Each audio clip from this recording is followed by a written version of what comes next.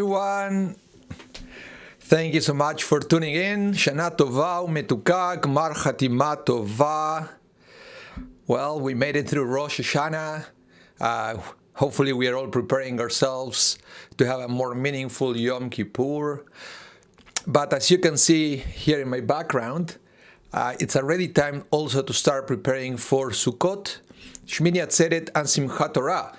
The high holiday season is not just Rosh Hashanah and Yom Kippur. It also continues with Sukkot, Shemini, Atzeret, and Simchat Torah. And there is also something, it's called Hoshana Rabbah, that is right before Shemini Atzeret.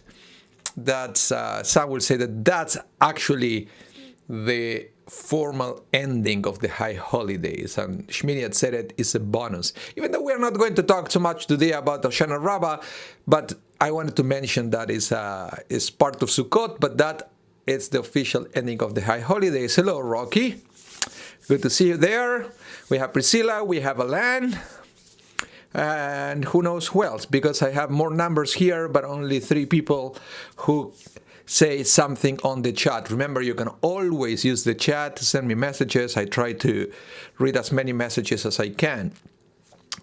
And yeah, today we are going to continue with the order of the holidays, and that involves, as I said, Sukkot, Shemini Atzeret, and Simchat Torah.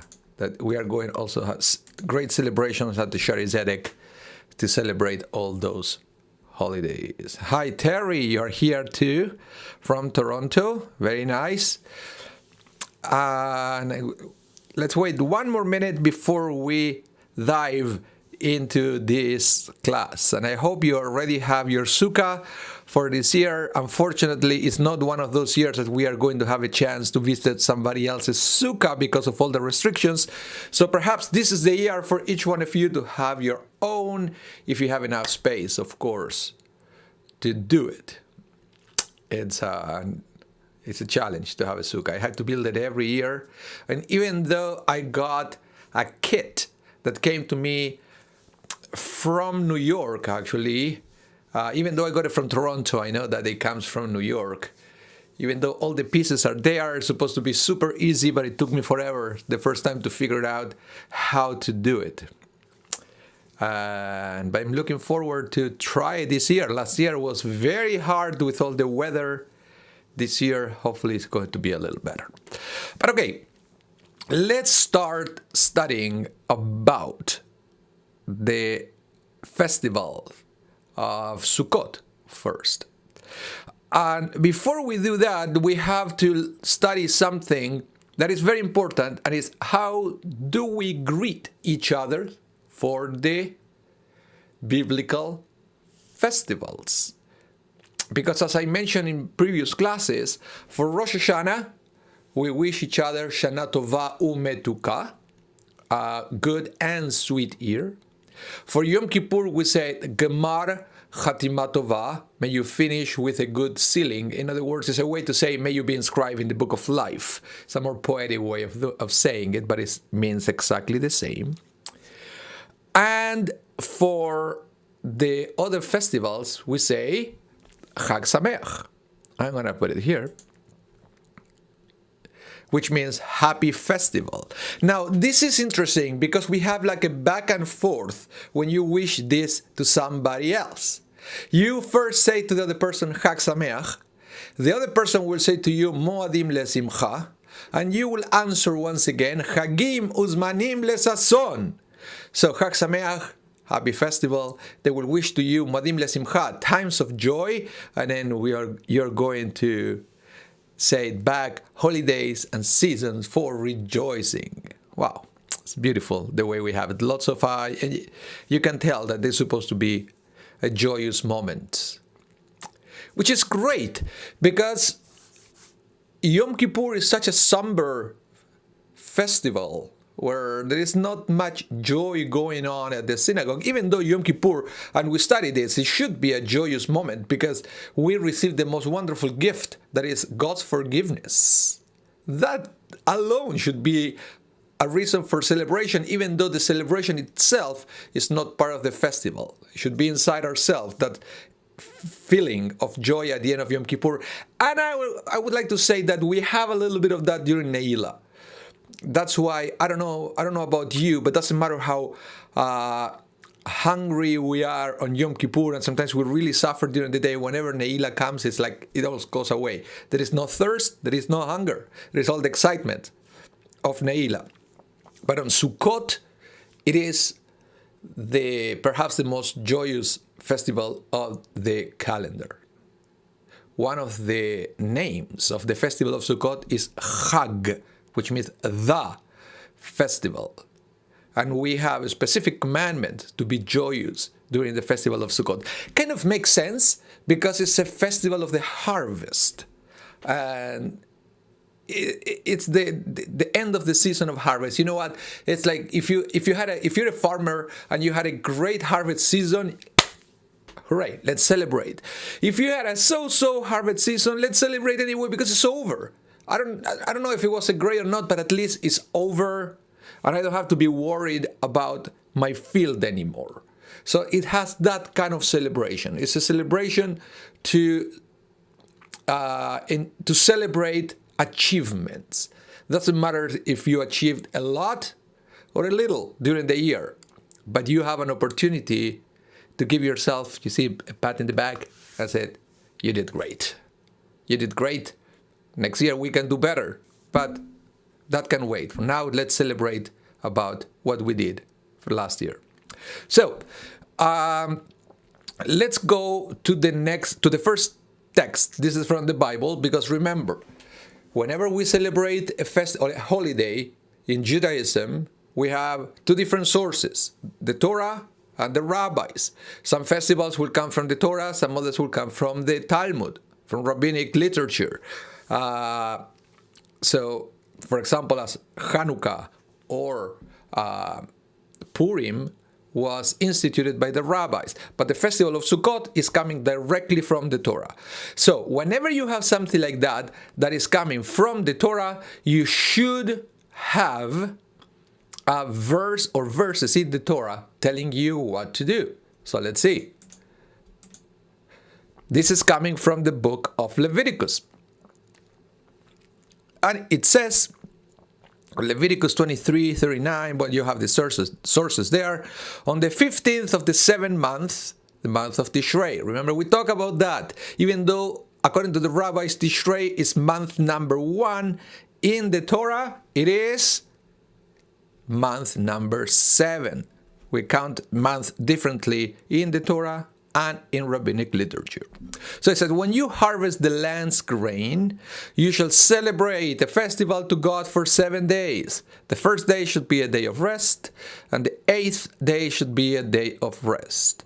So this is very interesting. So we have a festival with a specific commandment not to work on the first day and on the last day. And that's the way we celebrate Sukkot in these days. We have the Yontif, the Chag, at the beginning, at the end. And in the middle, we have what is called Chol HaMoed, semi-festival.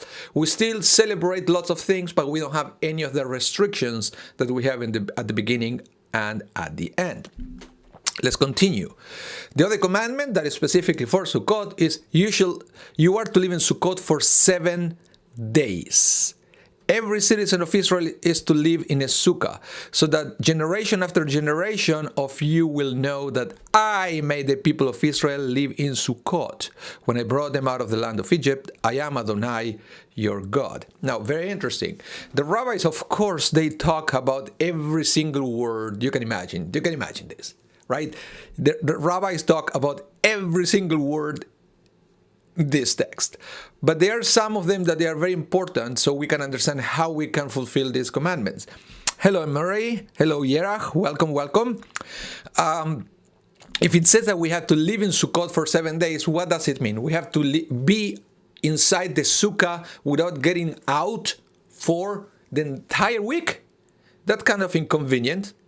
Well, the rabbis discussed about this, and they said that to fulfill this mitzvah, what you have to do is at least to have all the meals on the sukkah.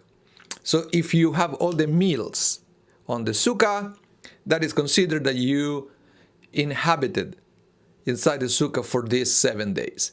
That's the entry level, okay, for fulfilling this commandment. The best way of doing it, if you can, weather permit, is to sleep on the sukkah every night. Some people do that, especially in warmer climates. If you go now to South America, it's kind of nice, beginning of the spring. Here in Winnipeg, depends on the year. Sometimes we do have nice weather, but you have to share space with wasps. So do it on your own risk. But at least to have all the meals there, and you can have some wasp traps so they won't bother you, and you can have some nice meals with your family and celebrate in the sukkah. At least that's what I do. And so, but this is the other thing that is very interesting. I want to talk a little bit about that. It says that we have to do this, to live on the sukkah, so people will know that God made the people of Israel live in Sukkot when God brought them out of the land of Egypt.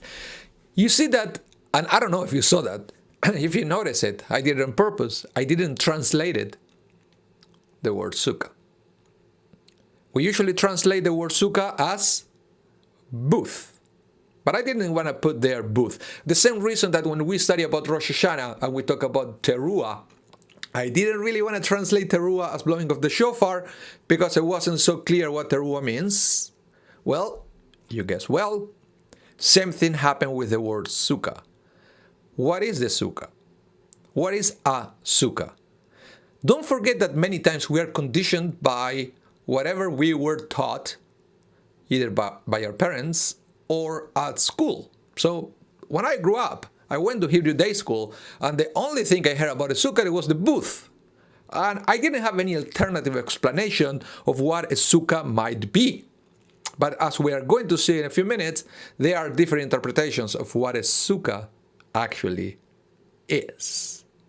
But before we do that, let's continue with the next text. This is from Deuteronomy. Another aspect of the festival, because remember, the one from Leviticus is linking the Sukkah with the Exodus. The one in Deuteronomy, it says, you are to keep the festival of Sukkot for 7 days after you have gathered the produce of your threshing floor and wine press. You see, no mentioning here of the Exodus. Very interesting. Rejoice at your festival, you and your sons and your daughters, your male and your female slaves, the Levites and the foreigners, orphans and widows living among you. 7 days you are to keep the festival for Adonai your God in the place Adonai your God will choose. That is talking about the temple. Because Adonai your God will bless you in all your crops and in all your work, so you are to be full of joy. Where is the Exodus? Come on, before, let me go back. Here, nothing about the harvest. Here, nothing about the Exodus. Is that a contradiction? The rabbi said no. Actually, they are two different aspects of the same festival. The first one on Leviticus is giving us the reason why we celebrate Sukkot. And I believe the one in Deuteronomy is adding a new aspect, a new layer to a new generation that it was about to enter to the promised land. The new generation where Moses said this for the first time, they were not slaves. They didn't know Egypt. They never been there. Remember, all the other generation, the one who were in Egypt, the slaves that left Egypt, they died after the sin of the 10 spies. Remember the story? When Moses sent the 12 spies, they came back, 10 said there is no way. The bad news spread like a wildfire, and everybody wanted to go back to Egypt. God gets really upset with that generation and said, you know what, well, guys, you're not going to enter to the promised land. So now Moses is talking to the new generation, and is giving them a little bit of a reinterpretation of Sukkot, so Sukkot will have a more meaningful connection with them. It's not that they lost the connection with Egypt, but it's adding this so they will connect better with the festival. It is exactly what we do with every holiday that we have. Every generation will try to make it connect with something for us. And it's not a coincidence that whenever rabbis prepare messages for the holidays, they try to connect it with modern or recent news or challenges, etc. So here we have a new thing that is also Sukkot. Is going to celebrate the end of the harvest. Now there is another idea that the farmers during the harvest, they will have to leave their homes and go work the land, whatever they were harvesting, because they didn't have tractors back in the day. Sometimes they were large fields. So it will be very inconvenient to go back home and then in the morning go back to your field and then back and forth. The distances will be very far. So it will be more convenient to move for a while to a temporary booth, a sukkah, during the harvest time. And then basically at the end of that harvest time will be the last time that you're going to live in that little sukkah. And then after that, you're going to take it down back and you are going to go back home. That will be another interpretation of why the idea of whenever the Torah is mentioning the word sukkah, we connected it with the booth that the farmers used to build. I know what you're thinking, that you were told that the Jews during the desert, the time in the desert, they also built for themselves sukkahs, right? Maybe? We don't know. Actually, if you think about it, to get all the materials they needed to build sukkahs in the desert will be not so easy if you are living in the desert. The kind of wood you need and the kind of material you need for the roof, not so easy. Terry, you say, I have heard a sukkah refers to as a hut. Yeah, a hut, booth, but you know the idea.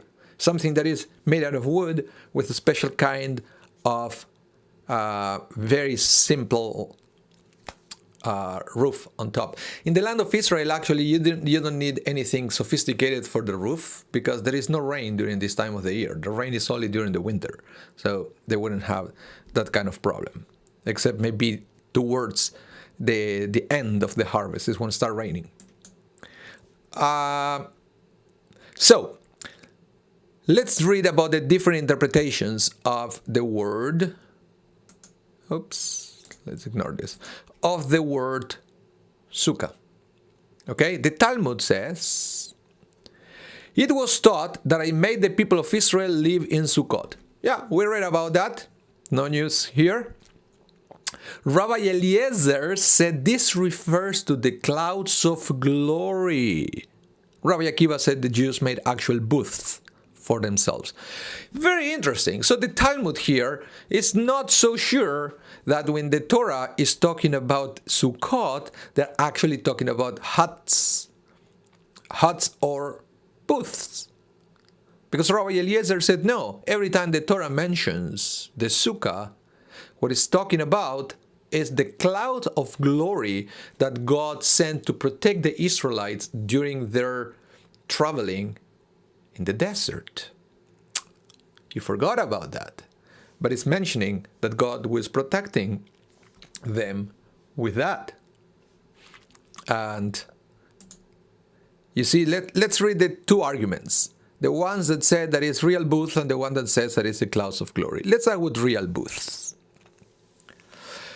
Well, we have here that the straightforward interpretation follows the opinion of those who maintain that it refers to real booths.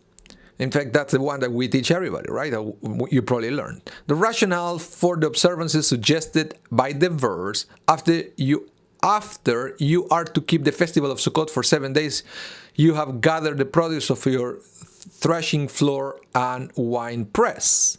We read that one. When you have gathered in the produce of the land and your houses become filled with all manner of goodness, such as grain, wine, and oil, remember that I settled the people of Israel in Sukkot when I took them out of the land of Egypt. So for 40 years you dwelt in the wilderness and settled and without land. Therefore, it is most fitting that you should be grateful to God for having given you an inheritance and houses full of all manners of good. Do not imagine in your heart that my own strength and power have brought all this wealth for me. So in other words, it says, this is interpretation number one. They're talking about real booth, and we have to live in these fragile booths for a week, so we remember that we are fragile, and whatever we have, that all the goodness that we got after the harvest was over, it wasn't really because we are so spectacular, we are such good farmers and good producers. It was because God's blessing. God blessed us so much that now we can enjoy all this. And according to this text, the only way to understand that is for us to be surrounded a little bit by something fragile. That then, when you have something fragile that you don't know if it's going to protect you or not, then your only protection, the only chance to be protected is God. So that's one of the hints of why we are talking about here that the Sukkot in the Torah is a real booth. Rocky Pollack, Ufros aleinu sukat shlomecha. You see, that's a perfect example. That this is something that we add in the evening service, that we ask God to protect us with a sukkah of peace. So how do you understand the concept of sukkah in that context when we mention it in the prayer? Can you imagine? You have to imagine what? A real booth sent by God to give you peace? Well, in that case, that sukkah shlomecha is talking about God's protection over you. So that will be an argument to understand the word sukkah as not something physical. You see, there are hints in the text from the rabbis that will suggest that the sukkah is not something physical. But in reality, there is no contradiction here. And we are going to talk about that in a minute. One, there is no contradiction. Is the sukkah physical or the sukkah is not physical? It's not a contradiction. I believe that there are two sides of the same coin. Both concepts are absolutely necessary during this holiday, and it's nice to understand that we can have both. So we started with the physical one, a real booth. And remember, if you celebrate Sukkot by having all your meals in the sukkah and you look around, and you will realize that the world and our lives are not so much different from the sukkah. We believe sometimes that we are invincible, right? But we need a reminder that we are not. Look, we are all upside down because of a pandemic produced by a virus that is so tiny that you cannot even see it, and it already knocks us out. So then we realize that we are not so invincible after all. And when you get into the sukkah and the wind start blowing and you don't know if the roof is going to fall, then you will remember that you're not invincible and how much, even if you think you have everything figured out, how much we need God to move forward in this life, to feel that God is walking with us. And that's one of the ideas of living in this fragile sukkah for a week. Let's continue with the next argument. Clouds of glory. You see, in Exodus, we read, God went before them by day with a pillar of cloud to guide them along the way. By night, it appeared as a pillar of fire, providing them with light. They could thus travel day and night. You see, the rabbis understand from this verse, God went before them by day with a pillar of cloud. That pillar of cloud wasn't just something in front of them, it was covering them from above as well. So nothing will happen to them. It was like a booth or like a hut, but provided by God in a form of a cloud that it was divine in origin. Terry, you said, when do we meet the Ushpizim, and are they mentioned in the Torah or were they developed by the rabbis? Yeah, absolutely rabbinical. Nothing about the Ushpizim in the Torah. In fact, we are preparing a special program for Sukkot. This is a little preview. Different people from Shari Zedek are going to shoot a video from their own sukkah, and they are going to explain different things. And the concept of the Ushpizin is the video that I'm going to prepare. So I don't want to talk too much about it. If you want to know more about the Ushpizin, you will have to participate on our Sukkot program coming up, of course, after Yom Kippur. But yeah, just long story short, nothing in the Torah or rabbinical. Okay, so that's one interpretation of what is this pillar of cloud. It's the sukkah that God sent to keep the Israelites safe. But also in the book of Numbers, we have when they began traveling from the camp by day, God's cloud reminded over them. It cannot be any clearer than that. In other words, why would they need a physical sukkah if the Torah already say in the book of Numbers that they have this miraculous cloud over them? They didn't need it.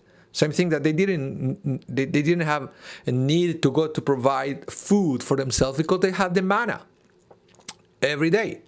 So this is the concept, and why you can understand now why Rabbi Eliezer in the Talmud says that the mentioning of the sukkah in Leviticus is a reference to the clouds of glory. But Rabbi Akiva is also right, because there is another part of the Torah in Deuteronomy that it seems to be very clear that the Torah is a booth.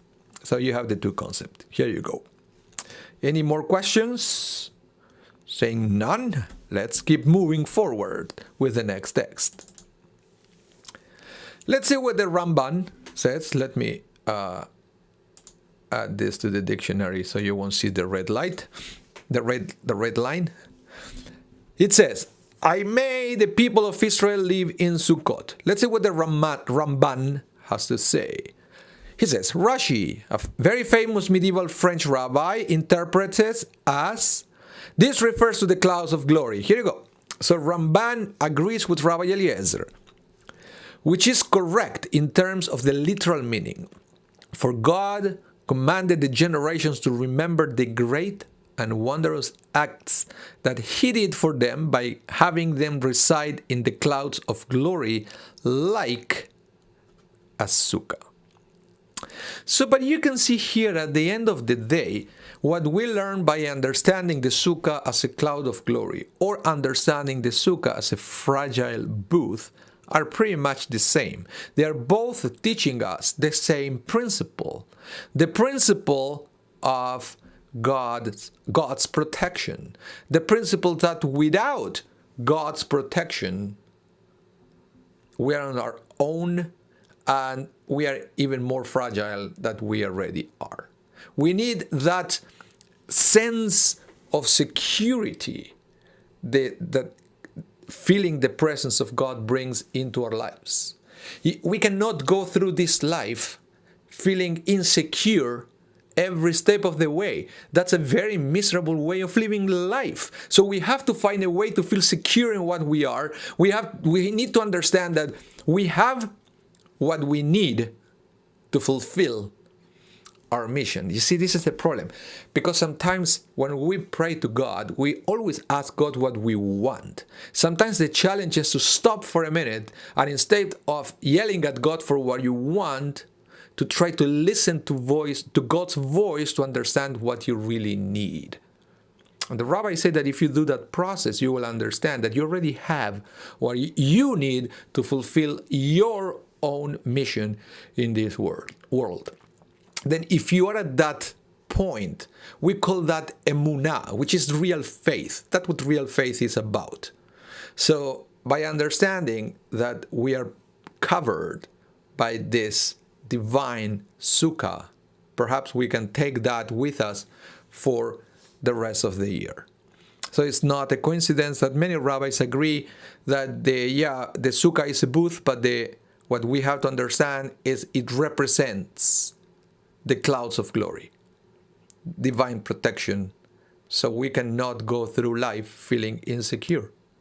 So we can understand we have what we need.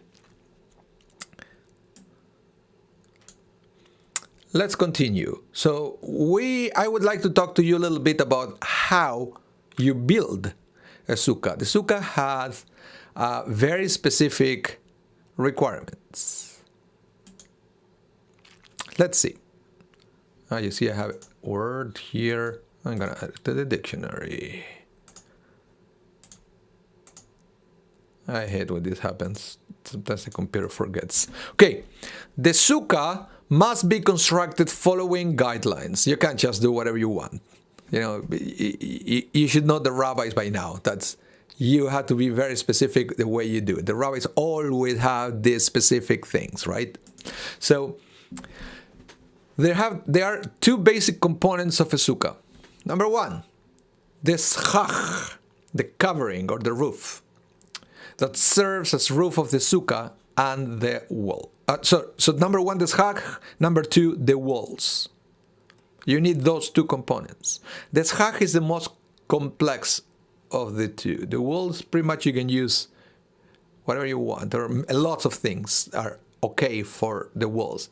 For the schach, not so much. We have some special requirements that is better if you get familiar with them in advance in case you're planning building your own sukkah.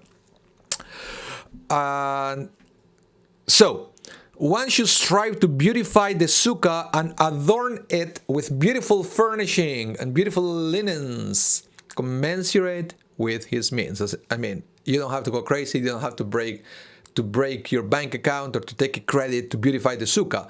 But if you have the means to do that, it's good to do it. In fact, this is called hidur mitzvah, and we try to do it with every commandments we fulfill. It's just not enough with fulfilling with a mitzvah. We have to fulfill every mitzvah in a beautiful way. And let me give you a few examples. If you come to synagogue, you're probably going to be wearing a talit, a prayer shawl, right? And you saw that the talesim, that's plural of talit, we have many different beautiful designs.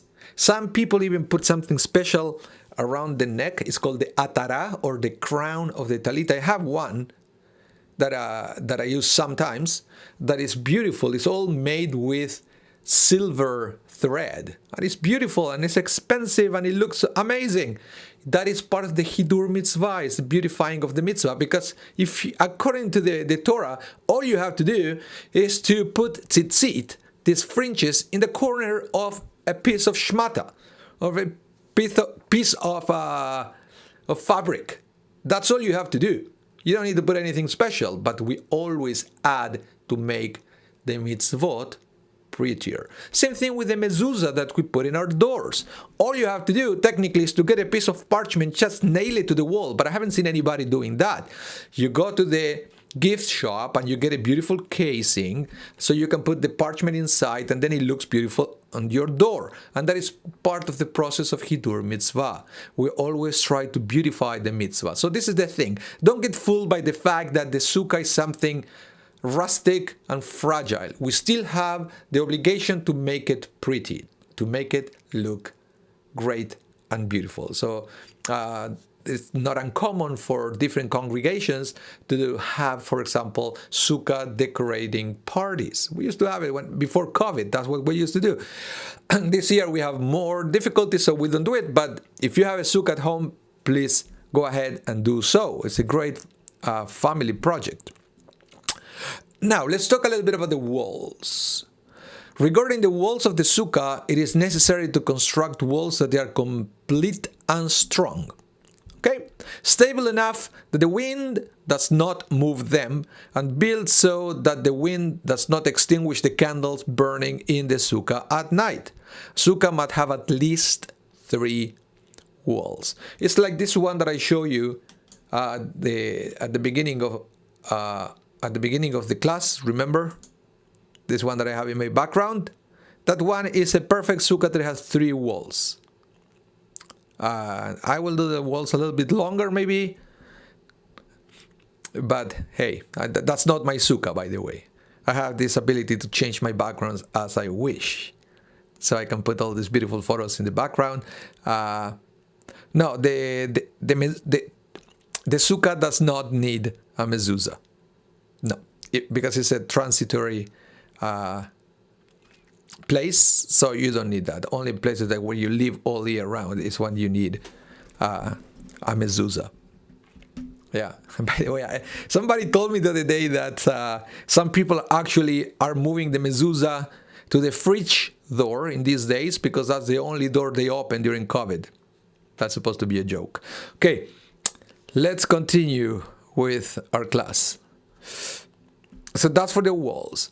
Now, if one builds a sukkah under the branches of a tree, it is invalid. So this is something you have to be very careful, and sometimes it's kind of tricky to find a spot in the backyard that sometimes you can have a neighbor tree coming over your fence. It has to be something that there is no other roof or tree over your sukkah. It could happen that sometimes your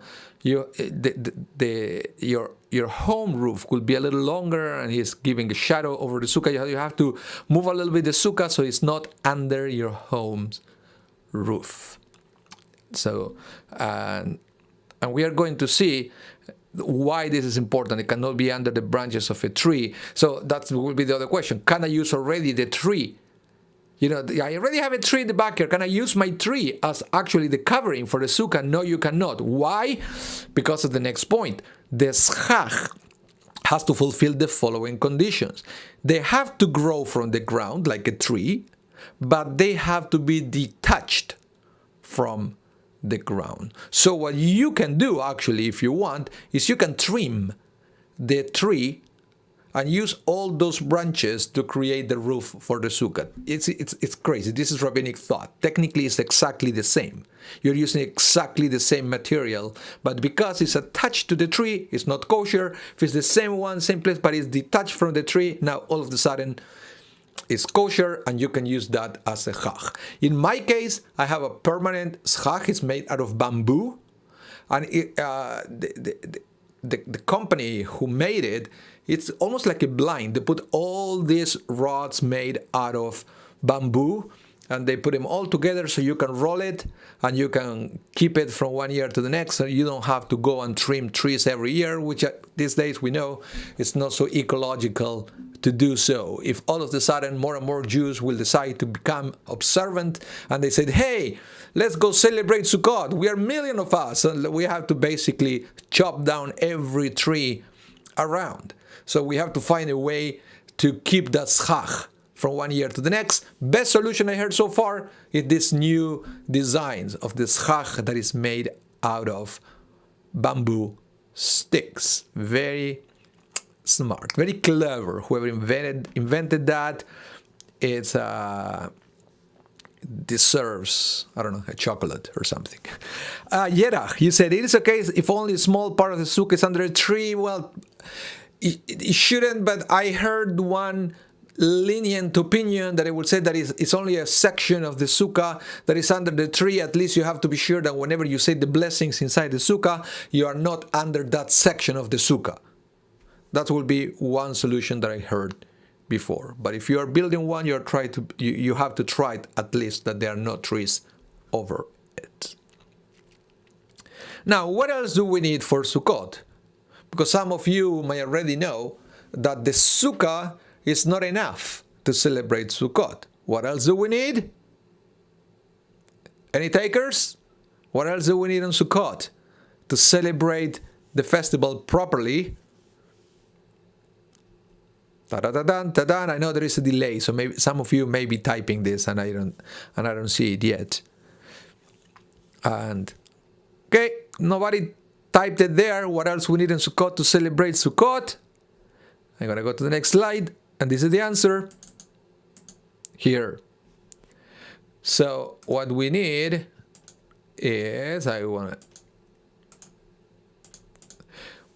it says, Lulav and Etrog, yes, tables and chairs.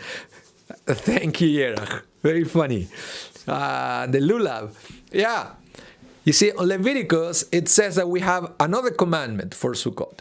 It says that on the first day you are to take the fruit of the Hadar tree. Hadar tree basically translates as beautiful tree. What is a beautiful tree? Who knows? Who knows? The rabbis decided that is the etrog, and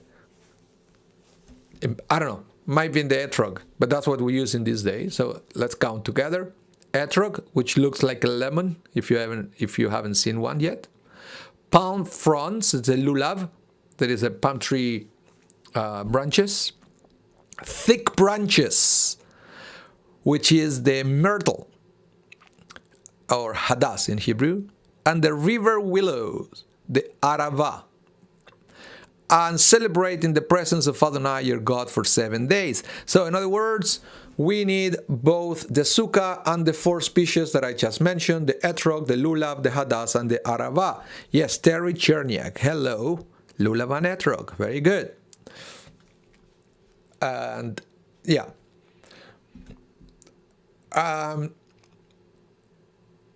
Now, the other thing I have to mention about this text here, that according to the plain meaning of the text from the Leviticus, it doesn't really say that you have to take them together and to do the rituals that we do in these days.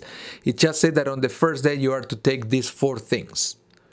And I always talk about the Karaites, the Jews that they rejected the rabbinic authority, and they take these 4 things, and they believe the interpretation is that you have to take the 4 species and make it part of your sukkah.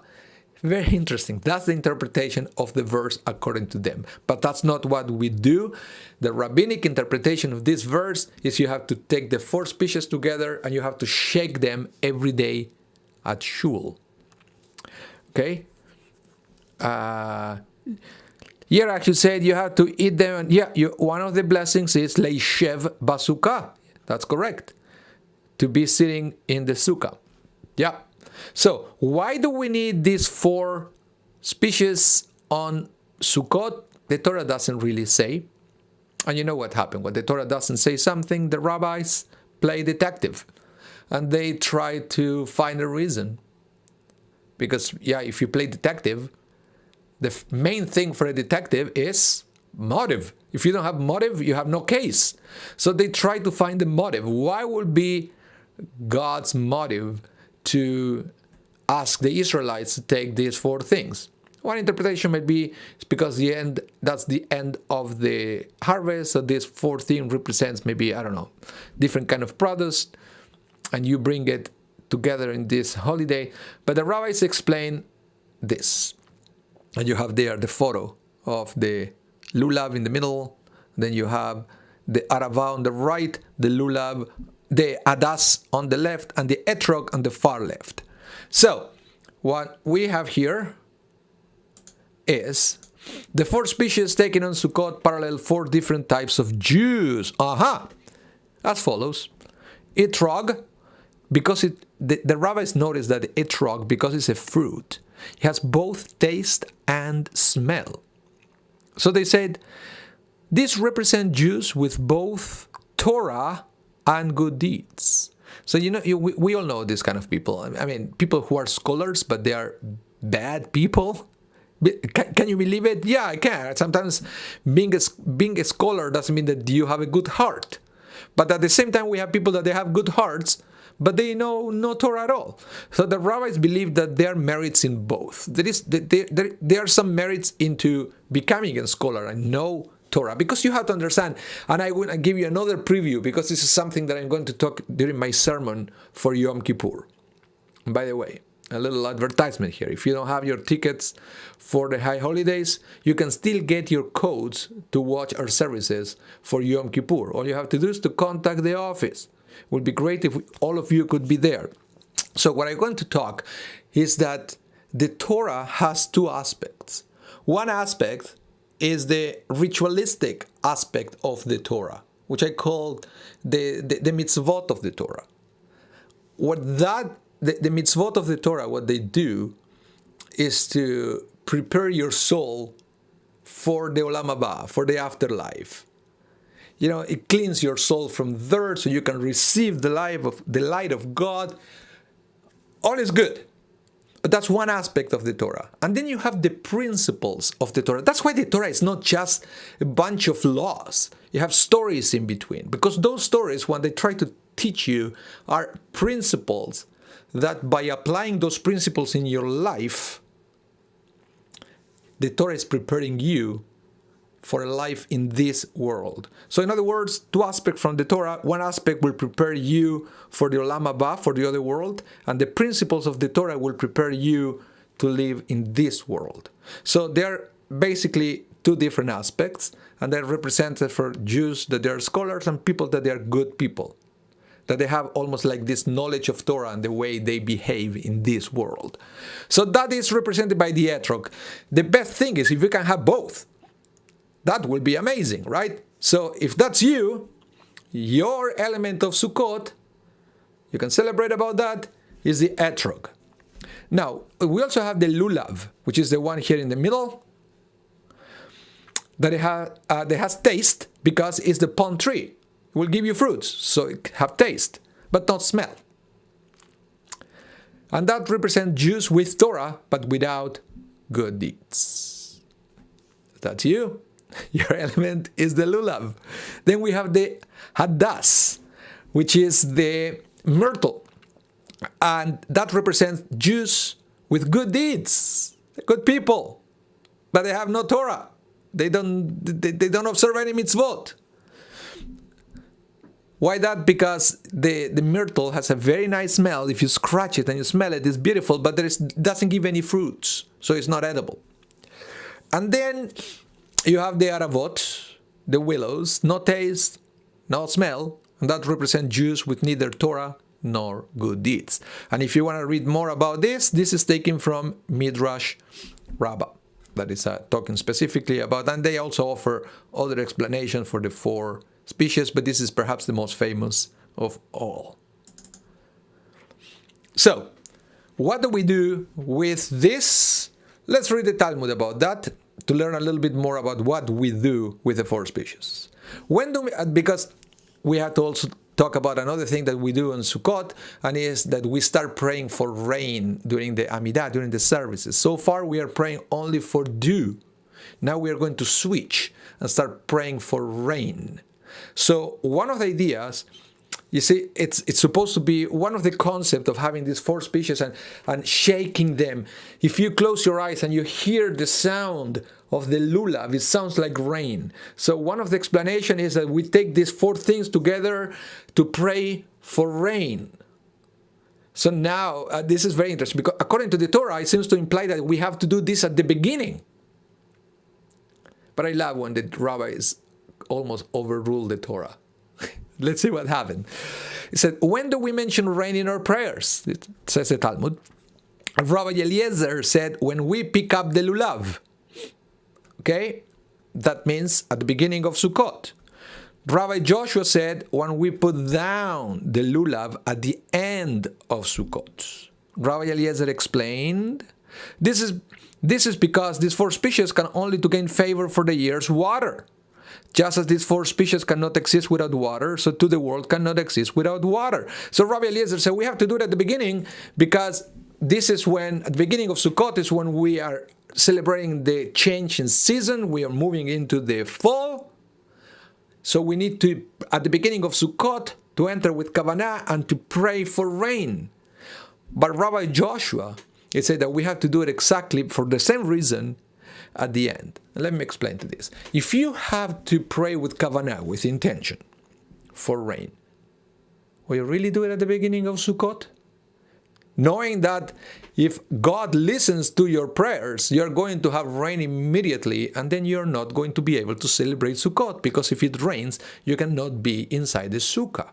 So the rabbis delayed the prayer for rain to the end of Sukkot. It doesn't mean that we don't shake the lulav and etrog every day, but we don't pray for rain quite yet until the end of the festival, because otherwise they realize nobody will pray with kavanah at the beginning of the holidays, because people were practical. They wanted to celebrate, and rain wouldn't be welcome to celebrate a festival that involves huts or booths. So that's why we do it at the end of Sukkot. Quite interesting. Now, at the end of Sukkot, once Sukkot is over, we have another holiday. And this is, I want to mention because it's confusing. Some people think that Shemini Atzeret is part of Sukkot, but it's not. You don't have the obligation to enter to the sukkah, nor you shake the lulav and etrog anymore. So it's a different holiday that comes after Sukkot is over. So remember that. Remember that now. It's not part of Sukkot. Okay? And we learned that from the Torah, in the book of Numbers. It says on the 8th day, you are to have a solemn assembly. You are not to do any kind of ordinary work, but you are to present a burnt offering, an offering made by fire, giving fragrant aroma to Adonai. So this is all the thing we have to do on Shemini Atzeret. It's not a complex holiday. Doesn't involve any special ritual in these days because we don't have the temple anymore. So the only thing that we can do, and it's mentioned in the Torah, here, it's mentioned in the Torah, the only thing we can do from that is to have a day of rest. We can't observe anything else because we don't have the temple and we cannot present the offering, the burnt offering anymore. Which may explain why Shemini Atzeret is something that people don't care about because there is nothing special about it. We don't have special songs, we don't have special dishes, we don't have special traditions. So that's why it's difficult to observe. Same thing happened with Shavuot. Of course, today we celebrate the giving of the Torah, but if you go to the Torah to read what Shavuot is, it's pretty much the same as Shemini Atzeret. But the Rabbi, when you read this in the Torah, the rabbis try to understand what's the need for Shemini Atzeret. We already finished celebrating Sukkot for a whole week. What's the need for this extra day with nothing special on it? At least give me something more sophisticated so it will be more meaningful for me to come and celebrate and to connect with God with these fancy rituals like Sukkot, like I have to build something outside, I have to bring the 4 species. Why we still have this holiday with nothing special on it? And that's an excellent question that it was, of course, answered by the rabbis. Rashi says that we have to have a solemn assembly, right? Well, Rashi says that this is almost like God is saying to you, I have detained you in the manner of a king who had invited his children to feast with him for a designated number of days. When the time came for them to depart, he said, my children, please remain with me for one more day, for it is difficult for me to part from you. In other words, and this is also, you need some kind of biblical knowledge. Sukkot is very sophisticated, not only because you have to build a sukkah and to have the 4 species, but also in the temple, it involves lots of complex sacrifices. And there were special rituals involving lots of animals, and we pray for other nations, and it was very complex. Which is, it's all good and all important. But it's almost like God said, after all Mishigas, after all that craziness is over, just stay for one more day, just you and I, just you and me. Nothing fancy. And it's not that crazy. You see, this is like, let me give you a practical example. This is the brunch after the wedding. I'm pretty sure some of you are probably smiling now. It's the brunch after the wedding. When you celebrate a wedding of your son or your daughter, or maybe you remember your own, it's so crazy the day of the wedding. And you have, hundreds and hundreds of people, and you probably don't even know who half of them are, because they were invited by the other side of the family, and you have to pretend that you know them, of course, and you have to put all these fancy clothes that they are really uncomfortable because there is a protocol to fulfill. But then the morning after, when you have the brunch, it's only close family, you don't have to wear fancy clothes, and you can have some kind of quality time because there's nothing else to do. You don't have to pose for the photographer and the videographer. You don't have to shake hands. It's just you and your family. So this is exactly the same. After the craziness of Sukkot, God is saying to us, please stay one more day, come to shul, nothing fancy, let's have quality time between me and you. And perhaps that's why many people fail to come for Shemini Atzeret, because they don't care about that. They don't feel close enough to God as to say that they were invited to this day after the wedding brunch, because only immediate family is invited for that one. So if you are not immediate family with God, then you wouldn't be invited to this brunch. It is important that each one of us feel that, yes, we are immediate family of God, and we want this extra day to develop this special relationship and quality time, and spend some quality time with God, with nothing else to do except ourselves and the prayers. Yeah, the Iskor, thank you, Terry. The Iskor was added later on to do something on Shemini Atzeret, because there was nothing else. Otherwise, people would never come to synagogue. So the Iskor was added specifically for that reason on Shemini Atzeret, to have something in synagogue to attract people. Same happened with the Shavuot. We added the Tikkun, and then we have the Iskor on the second day. So yeah, very important to remember that. And then the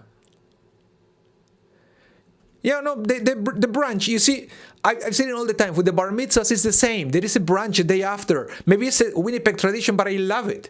It's an opportunity to have some family time, some quality time. There is one day after, where only the bride and groom and the immediate family, maybe out of town guests, they get together.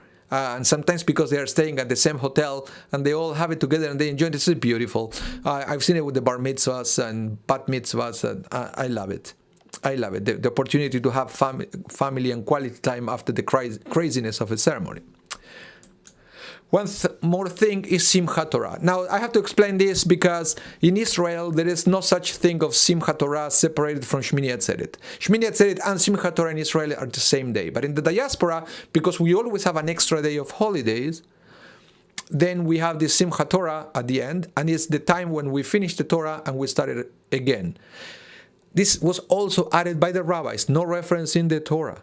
And it was done specifically so we can have something in the service. You will see that because we don't have the temple anymore, the Torah replaced the temple. So in all these holidays that they were so temple-centered, now they are Torah-centered. Shavuot, we receive the Torah. Shemini Atzeret, we finish the Torah. So you can see here the connection, how the rabbis were very careful to replace temple with Torah, because temple was in Israel. We don't have it anymore. Now the new temple that we have is the Torah, but the advantage of that is you can take the Torah with you wherever you go. That's why the rabbis went to this extent to make a Torah connection of every holiday. So Simchat Torah is the time where we finish Torah and we start it again. Let me read it for you, and this is going to be our last text. The division of the Torah into portions for the purpose of public reading, in which one portion is read every Shabbat, was different in Babylonia and in Israel. In Israel, a smaller portion was read than in Babylonia. The portion read in Israel was called the Seder, or order, and the portion read in Babylonia was called Parashah. The Torah in Babylonia was divided into 54 parashiot, plural of parashah, corresponding to the number of Shabbat in a leap year. So that means the max number of Shabbatot, of Saturdays, that you can have in 1 year. You can't have any more than 54 Saturdays in a year. So that there are those in Israel who divided the Torah into 155 or 175 portions. So the Jews of Babylonia who read a parasha each Shabbat, and who therefore completed the Torah every year, established Simchat Torah the day after Shemini Atzeret, as opposed to the Jews of Israel who read the Seder, which was shorter than a parasha, on each Shabbat, and will complete the Torah only once in 3 or 3.5 years. They will not celebrate Simchat Torah on a fixed day every year, but rather when it happened to be completed in the synagogue. Very interesting. Very interesting. So basically we have two traditions. One is to read the Parsha every week, and we finish always on Simchat Torah, and we start again on Simchat Torah, or the one in Israel that it was whenever they finish the Torah, they will celebrate. It was not fixed. Every synagogue will finish at a different time. Whenever they finish the Torah, they will have a celebration, and they will call that Simchat Torah. Now, this is the origin, by the way, of what you will find in most conservative synagogues, that we read the triennial reading, that we only read 1/3 of the Parsha every year. This is because we blended the tradition of Babylonia with the tradition of Israel. We still keep the Parsha from Babylonia, but we read the Torah completely every 3 years, like in Israel. But instead of having all this, like 150 or whatever portions, we decided to keep the 54 so we can still celebrate Simchat Torah, which was already instituted. We cannot change that now. So that's why what we have is 3 cycles.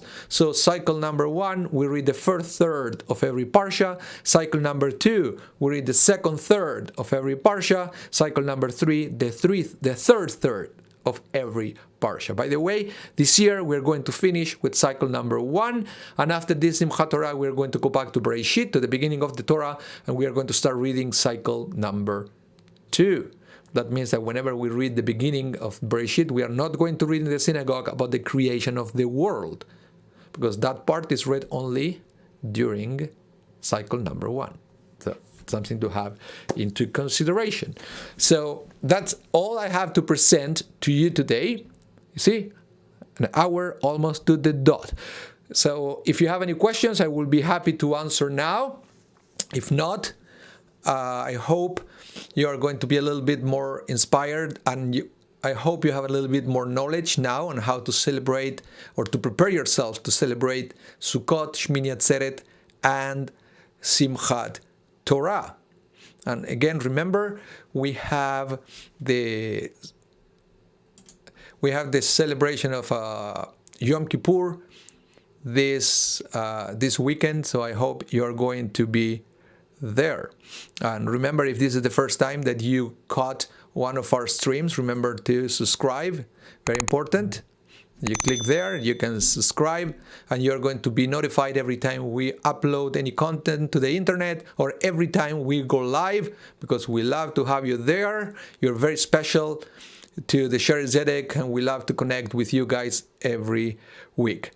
Thank you all. Shana Tova Metuka, Gmar Chatima Tova. And I hope to see you all next Thursday. We're going to study something new. I'm not sure what yet, but I hope it's going to be interesting. Bye for now. Stay safe, and see you on the weekend for Yom Kippur.